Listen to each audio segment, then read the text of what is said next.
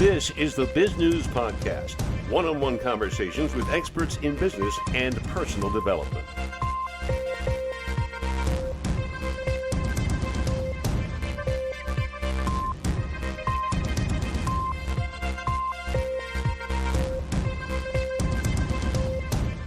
Art, assuming they are put in place, what do you think President-elect Trump's tariff ideas are going to do to the world supply chain? Uh, Hopefully it helps to move production more regionally and locally within the United States. I hope that happens. It's not as easy as putting tariffs in place. To have that happen, we have to do a lot more training and education on professional tradespeople, machinists, so on and so forth, to get more people interested in manufacturing and possibly curve some of the people from going to university and going into manufacturing, which are great jobs. It took decades to ship U.S. jobs overseas to Vietnam, China, etc. A president is in for 4 years, maybe 8 at best. How can this be turned around in such a short time, or can it? I don't think it can be turned around in a short time. It has to come back to a mindset and behavior shift within American businesses to realize that as you put product closer to the customers that are consuming it, that your total cost of ownership will go down, and they recognize it on their balance sheet.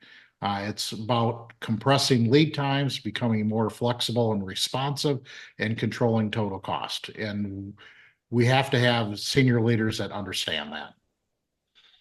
Art, we've heard a lot of news reports in recent weeks about how U.S. Retailers, at least, are stocking up all sorts of stuff, not for Christmas, but to avoid tariffs after the January 20th swearing in of Trump. What are your thoughts about huge amounts of inventory on hand? When I see a lot of inventory on hand, I realize people lose their flexibility, responsiveness, and they build uh, glut into their organization and it slows them down. So I would avoid against that. I would look to how you can find that same product locally or regionally, and instead of buying it from China or far off lands. Your ideas when you go into a company must shake up the managers just a tad. What has been Um, the reaction? Yeah, I get some knee-jerk reactions out of people. I get some people where I raise their eyebrows and they go, "Does this really work?" The good news is when I walk in the organizations, I typically get called by the board or private equity partners to go in. So that really helps me out with a leg up. But what I work to do is go narrow and deep in an area and show them how my philosophies work and how they can replicate it. And after they see them work, we 9 times out of 10, we get a lot of buy-in. Yes, with the board behind you or the private equity investors, you must come in with a very large baseball bat. I try not to. I try to go in with a lot of personality, building relationships, because there's only one of art and I can't do everything myself. And what I have to do is I have to get organizations and individuals to understand the philosophies of lean manufacturing, the Toyota operating system. And the more they understand that and accept it, the easier it is to get accomplishments. And what I end up doing is letting them think out loud and we talk about solutions. Once we get them to that point, the whole team's successful. Now we come to something that we've never talked to any interviewee about over the years, and that is scuba diving. And you say scuba diving plays a major part of supply chain management, if I understand correctly. Well, for me, it give me my spot of clarity. Okay. You hear about people that do meditation every day or do yoga every day. For me, scuba diving give me a spot of meditation where I get in the water. I do not have my cell phone beeping. I do not have people calling me. And it's where the simple solutions just kind of stand out for me. Things slow down and you think through things clearly. Now, you can't take water and air tanks with you all the time. How do you manage that type of serenity, if I might think of it any other better word, when you're not in the water? Well, what happens is, when you're at a client, and I try to get in the water every few months. And what happens is a lot of times I've had clients for several months. So it brings me back to the fundamentals and basics of what's going on. And when you're there and you're getting hit with all these complex solutions to often simple problems, it just forces you to go, what's the basics here? What's going on? And the more I do that, the more my head stays clear. Great advice. I must be hard to implement, though. Going diving all the time? Mentally diving, I guess. Yeah, yeah. You have to step away. You just have to step away. And what I've found as a consultant and as an advisor, you don't want to grow roots at a client. You want to come in, see things fresh, with a different set of eyes and work through that. And if you're there too long, you start to see the same paradigms that the organization does, and you start to buy into them. Art, you started your adult career as a machinist, and now look at you. Tell us how you got to where you are today. I have no idea. uh, short story short, I grew up in Flint, Michigan, and when I was a machinist, I saw the automotive industry shrink or collapse in mid Michigan. I saw a lot of good family members and friends and parents of friends that worked for GM for all of their career, and they lost their job just because things shut down.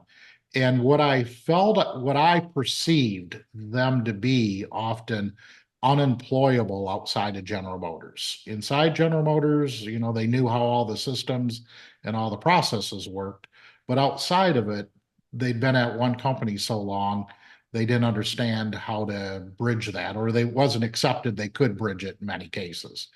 So I watched that, and when I went on to college after during being a machinist, I told myself that I wasn't going to become obsolete. So I purposely switched jobs every 3 to 5 years for the first 15 years of my career, 20 years of my career on purpose, to where I worked at a tier one automotive supplier. I worked in aerospace. I worked in a book wholesale and distributing company, just where I could see different processes and how things were done.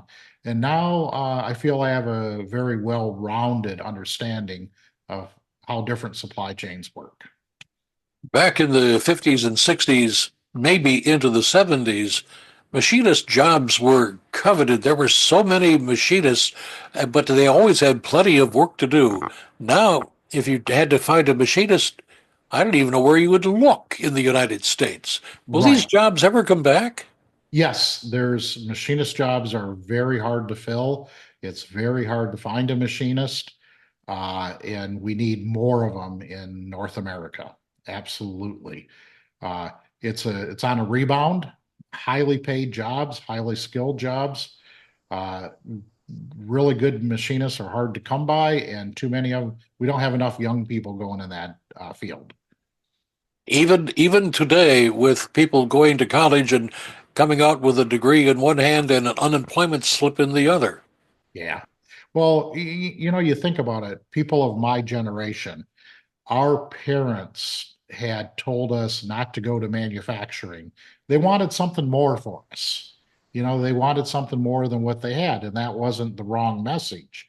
I think maybe the message that was given that was wrong, that certain jobs you were not considered successful. In reality, Success comes at a mindset, comes with your family, comes with your overall behaviors. It doesn't matter what job you have, whether or not you're successful. And I think we kind of lost sight of that. So too many people were pushed towards college saying that's where you're going to be successful instead of looking at the right trade that made them happy as a person to where they could fulfill the activities outside of work or uh, the intellectual curiosity that they might have had. Art, you have written a new book. Tell our listeners and viewers about it. I just published a book, my first book on my own called uh, The Supply Chain Revolution, Unlocking the Sustainable Supply Chain, Supply Chain, can't even say it myself. The premise of the book is two parts. One part is throughout my career, I've worked with a bunch of great individuals that come out of certification programs and university coursework, and they had a great body of knowledge, but they did not necessarily know how to apply it to achieve success within a business. So I worked to build a framework around that to where it built on the body of knowledge I had and worked all the way up to what I call the pinnacle sustainability. And that is where you build a corporate culture that others aspire to work at. You have customer loyalty and you have sustainable and predictable profitability. Then the second part of it that I was writing it towards was CEOs, CFOs, and COOs about helping them understand uh, the intricacies within supply chain. It's simple, but it's very, very complex. And what people do is they'll do one of two things. They'll way oversimplify it or they'll make it way too complex. And what I work to do is hopefully to show CEOs, CFOs, and COOs what questions to ask their supply chain leadership and how to help them out best for them to be successful. How's the book gone over so far? So far, I feel it's gone over really well. Uh, all 5-star reviews. I encourage everybody to buy it and put a 5-star review out there. Don't put a 4-star or 3-star. No, it's all 5-star reviews right now. And people have come back and said it's really filled in some gaps and it's helped them with applying their body of knowledge. And that's what I was working to get at. A couple other people have brought up how people centric it is. And I really feel, as I said earlier, there's only one of Art and there's only one of you when you're in an organization. And to get significant change done, you have to work as a team and include other people. It's just like it's like a sports team. So, that's what I work to do. And so far, I feel it's went over very well. Art, where can our listeners and viewers get more information? Perhaps a website. Check me out on Arthur, KOCHMGT.com. Again, that's Arthur, KOCHMGT.com. LinkedIn at Art Koch, KOCH, or take a look at the book, The Supply Chain Revolution, Unlocking Your Sustainable Supply Chain. And Art, what would you like to add we haven't had a chance to talk about?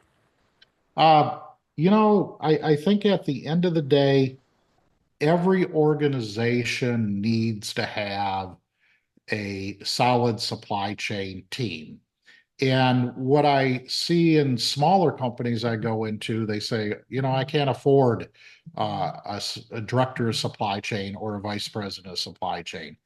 And what I'd recommend people to do is look for a fractional person that come in and help you, somebody that's maybe retired, still looking to keep their hands wet and get involved, and have them come in for 3, 4, 5 hours a week or maybe 10 hours a week to help you out. And then the other thing is make sure that person functions as a coach and an accountability partner. You want somebody that's going to give you the unfiltered truth. and hold you accountable for what you're doing. And if you're doing that, you're on your way to success.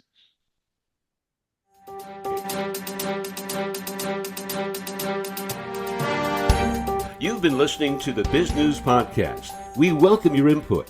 Send your email to editor@bizgnus.com. That's BIZGNUS.com. Thanks for listening.